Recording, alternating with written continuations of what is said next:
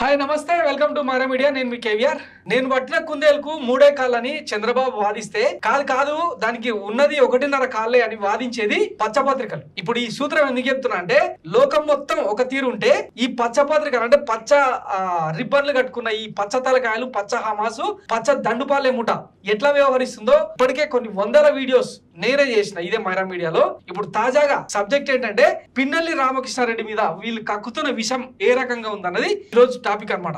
ఇప్పటికే హైకోర్టు ఈవీఎంల రిగ్గింగ్, ఈవీఎంల ట్యాంపరింగ్ కు సంబంధించి, పోలింగ్ బూత్ క్యాప్చరింగ్ లకు సంబంధించి మొత్తం 16 నియోజకవర్గాల్లో, ఆంధ్రప్రదేశ్ లో 170 నియోజకవర్గాలకు గాను 16 నియోజకవర్గాల్లో అల్లర్లు జరిగినాయి. అందులో ముఖ్యంగా మాచర్ల, గురజాల, తర్వాత నర్సరావుపేట లాంటి, అలాగే తాడిపత్రి, దెందులూరు లాంటి ప్రాంతాల్లో చాలా చోట్ల ఈవీఎంలు రిగ్గింగ్ జరిగినాయని చెప్పి చాలా మంది అపోనెంట్స్ కోర్టుకు ఎక్కిరు. ఈ నేపథ్యంలో హైకోర్టు ఎవరైతే అభ్యర్థులు ఉన్నారో వాళ్ళకు రక్షణనిస్తూ పోలింగ్ ముగిసే నాటికి అంటే జూన్ 5వ తారీఖు వరకు కూడా ఎవరైతే నిందితులుగా పేర్కొన్నారో వాళ్ళని అరెస్ట్ చేయొద్దని హైకోర్టు క్లియర్ గా గైడెన్స్ ఇచ్చింది. ఒక పిన్నెల్లి రామకృష్ణారెడ్డికి మాత్రమే కాకుండా మొత్తం జేసీ అస్మిత్ రెడ్డి, జేసీ దివాకర్ రెడ్డి, తాడిపత్రి పెద్దారెడ్డి, అలాగే దెందులూరు ఎమ్మెల్యే చింతమనేని ప్రభాకర్, నర్సరావుపేట ఎమ్మెల్యే గోపిరెడ్డి శ్రీనివాస్ రెడ్డి, ఇట్లా మొత్తం 6 రిలీఫ్ ఇచ్చింది. అందరినీ వదిలిపెట్టి ఓన్లీ పిన్నెల్లి రామకృష్ణారెడ్డిని మాత్రమే ఈ పచ్చమూక ఎట్లా టార్గెట్ చేసిందో ఒకసారి చూద్దాం. హైకోర్టు బెయిల్ ఇచ్చిన ఎల్లో మీడియా పగ చల్లలేదు, పిన్నెల్లి మాత్రమే టీడీపీ టార్గెట్ ఎందుకు అవుతుంది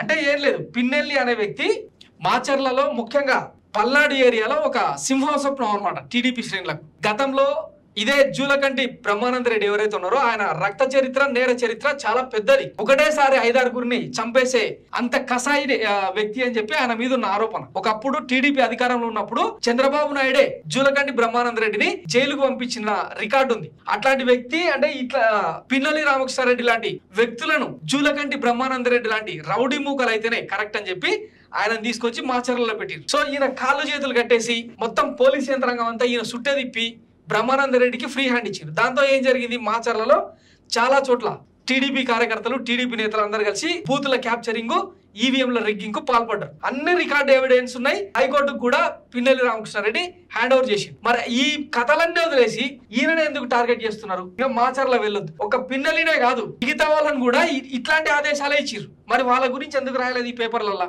6వ తేదీ వరకు నర్సరావుపేటలో ఉండాలి, అనుచరులను కంట్రోల్లో ఉంచుకోవాలి, వారి వల్ల ప్రజాశాంతికి భంగం కలగరాదు, ఆ బాధ్యత పూర్తిగా మీదే, ఫలితాల రోజు మాత్రమే కౌంటింగ్ కేంద్రానికి అనుమతి, షరతులు ఉల్లంఘిస్తే పోలీసులు చట్ట ప్రకారం చర్యలు తీసుకోవచ్చు, మధ్యంతర బెయిల్లో పిన్నెల్లికి హైకోర్టు కఠిన ఆంక్షలు. ఒక పిన్నెల్లికే కాదు మిగతా అభ్యర్థులకు అందరికీ, గోపిరెడ్డి శ్రీనివాస్ రెడ్డికి, దెందులూరు టీడీపీ అభ్యర్థి చింతమనేని ప్రభాకర్ కు, జేసీ అస్మిత్ రెడ్డికి, జేసీ దివాకర్ రెడ్డికి, తాడిపత్రి ఎమ్మెల్యే పెద్దారెడ్డికి అందరికీ ఇవే షరతులు. వాళ్ళందరి స్టోరీలు పక్కకు పెట్టి పిన్నెల్లి రామకృష్ణారెడ్డిని ఒక్కనే ఎందుకు టార్గెట్ చేసినట్టు అంటే ఏం లేదు. వీళ్ళకు, ఈ పచ్చమూకకు ఈయనకు పర్సనల్ గ్రడ్జ్ ఉంది.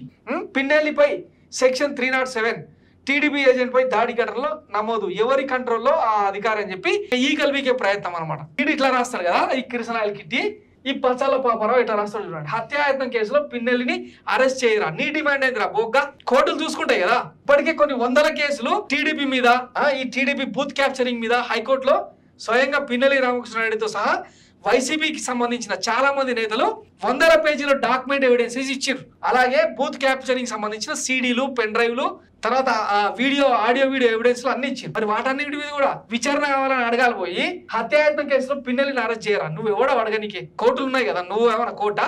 ఇదనమాట వీళ్ళు జిమ్ముతున్న ఈ విషయం. సిఐ పై దాడి చేసిన చీమ కుట్టినట్టు లేదా, పోలీసులది స్వామి భక్త చేయలేని తనమా? మరి ఇదే మాచర్లలో, ఇదే నరసరావుపేట పార్లమెంటు పరిధిలో, గురజాలలో, తర్వాత నరసరావుపేటలో, ఇట్లా మొత్తం పెదకూరపాడులో చాలా చోట్ల పోలీసుల వైఫల్యం కారణంగా వైసీపీకి ఓటేద్దాం అనుకున్న సానుభూతి పరుల మీద, చాలా మంది మీద దాడులు చేశారు కదా టీడీపీలు.